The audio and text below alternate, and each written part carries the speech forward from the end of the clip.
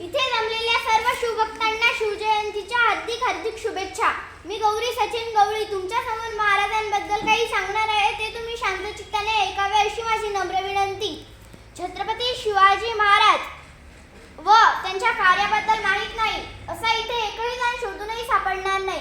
छत्रपती शिवाजी महाराज हे भारताच्या इतिहासातील एक महान योद्धा, आदर्श शासक आणि स्वराज्य संस्थापक होते. छत्रपती शिवाजी शहाजी भोसले, ज्यांना आपण छत्रपती शिवाजी महाराज म्हणून ओळखतो, त्यांचा जन्म 19 फेब्रुवारी 1630 रोजी शिवनेरी किल्ल्यावर राजमाता जिजाऊ यांच्या पोटी झाला.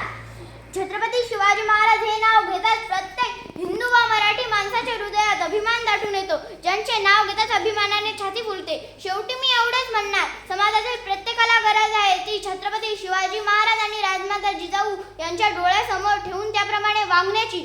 आला वारा गेला वारा, उडून गेला भरारा, संपला नाही आणि